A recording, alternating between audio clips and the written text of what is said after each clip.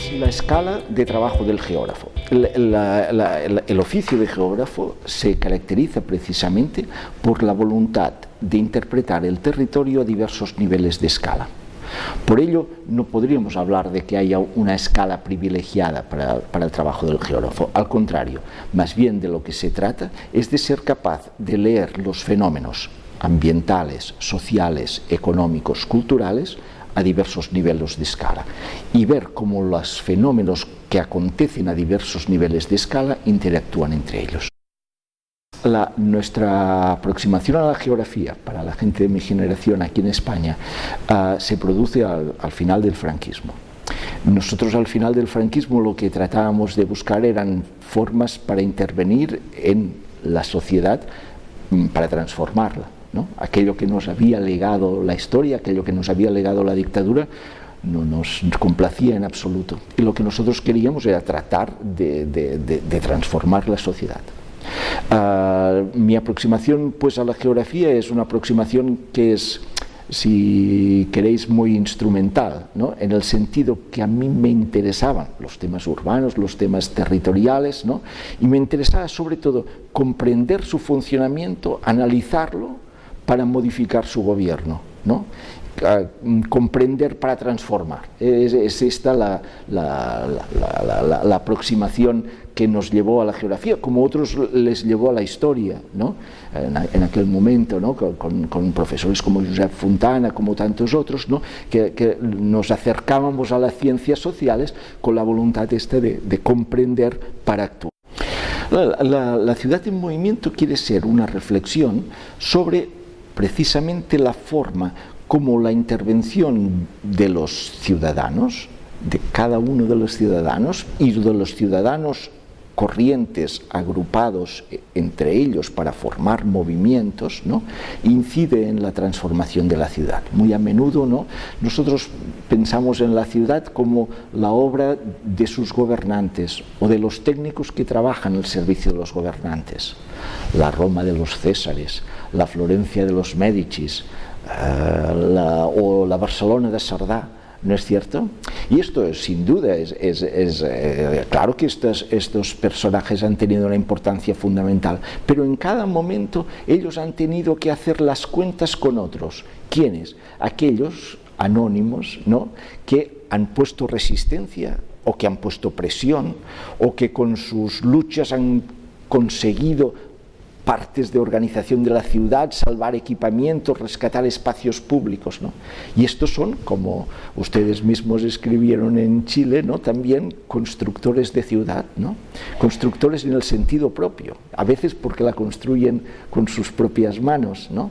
Y a veces porque condicionan la acción del Estado o de los grupos económicos.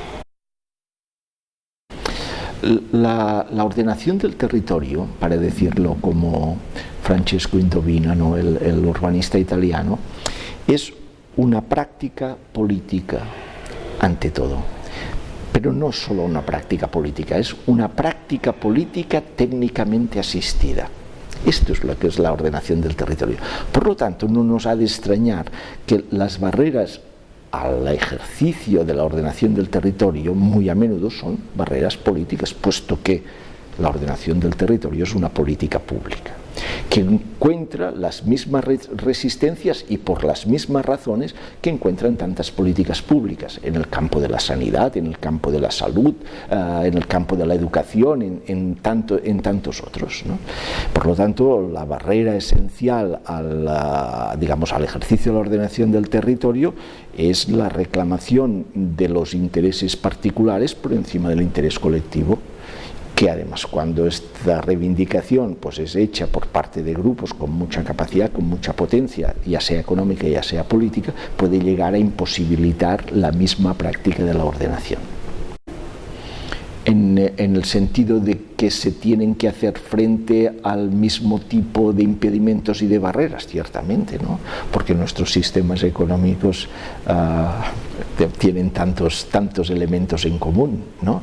Claro que sí. Lo que ocurre es que después la experiencia de cada país pues, es diversa, ¿no? Y es diversa no solo por el ordenamiento jurídico, sino también por las tradiciones políticas, por la capacidad de organización, por las oscilaciones, ¿no? que han tenido la historia de cada una de las ciudades, ¿no?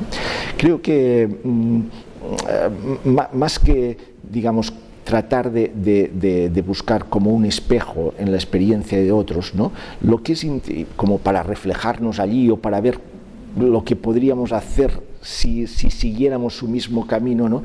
Es muy bueno tratar de aprender de los errores que unos y otros hemos hecho, ¿no? Y también de los éxitos que en algunos casos hemos tenido, ¿no? Yo creo que es por aquí donde es más interesante buscar paralelismos. No, dimos la vuelta a la pregunta. ¿Podemos permitirnos no regular el territorio ante la fuerza del mercado? ¿Podemos permitirnos no regular el territorio frente a los procesos de cambio climático? Frente a los procesos de segregación espacial y fragmentación social de la ciudad? Frente a los procesos de inviabilidad funcional de nuestras áreas urbanas? ¿Podemos permitirnos esto? La perversión de la cuestión es que nos hemos acabado preguntando si es justo hacer lo que es justo, si es justo hacer lo que es imprescindible. A este punto hemos llegado. Digamos, del conocimiento de las cosas concretas. Y no quiero decir que no tengamos necesidad de teoría. Claro que necesitamos teoría y claro que necesitamos la interacción de pensamiento creado en todas las partes del mundo. Pero en nuestro campo hay que ir de lo concreto a lo general, y en este sentido yo creo que es muy buena cosa, ante todo, ver lo que nosotros hemos sido capaces de aprender en cada lugar.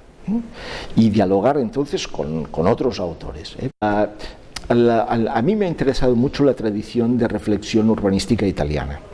¿Por qué? Porque es una reflexión llevada mucho al interés de comprender la transformación del territorio, pero esencialmente para actuar en él. Por lo tanto, personajes como Giuseppe Campos Venuti, como Francesco Indovina, como Bernardo Secchi, como Leonardo Benevolo, creo que son muy importantes y son imprescindibles.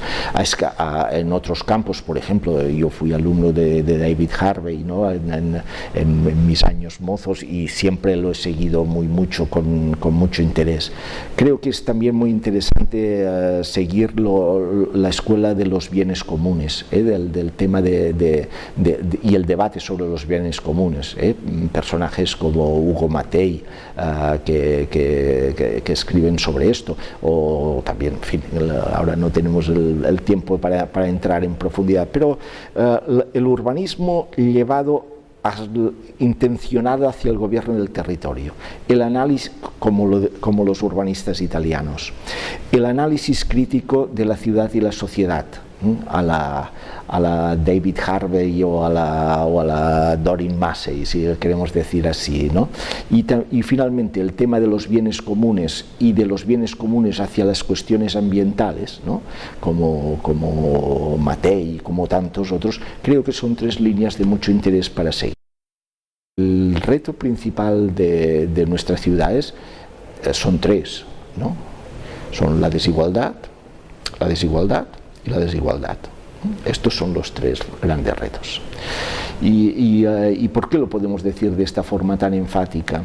Porque se resume en la desigualdad en las ciudades, compendia todos los grandes temas a los que debemos hacer frente. Compendia el tema ambiental.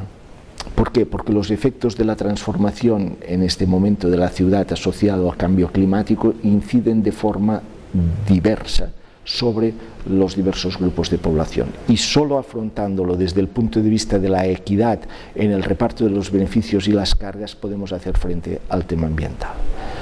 Dos, porque, acabo enseguida, dos, porque desde el punto de vista funcional, de la funcionalidad de la ciudad, la clave está en ver en qué forma nosotros somos capaces de organizar la ciudad de manera que los costes de vivir en la ciudad, de usarla, se repartan equitativamente, ¿no?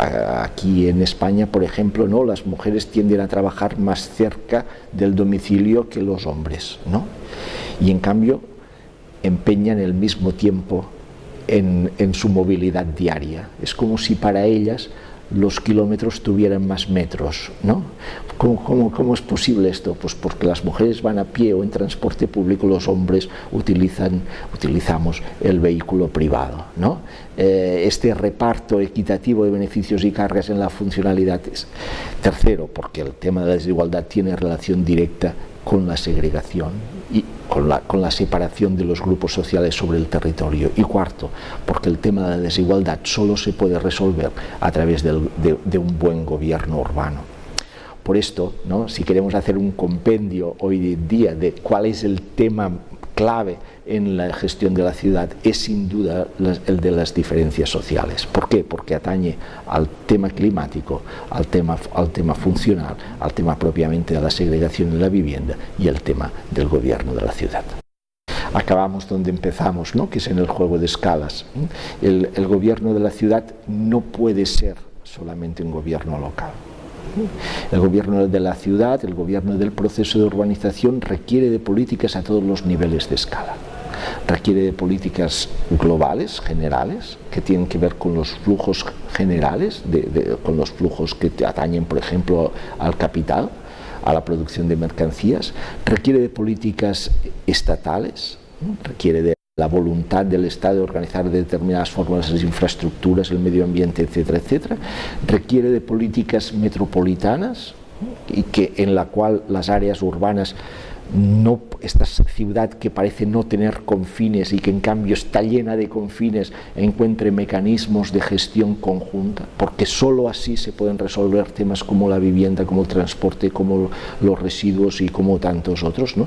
Y finalmente necesita políticas de barrio, políticas concretas en territorios más chicos, ¿no?, porque es la forma donde el espacio donde la gente tiene más capacidad, más posibilidad de organizarse y si hace falta plantar cara ante procesos que no les sean favorables.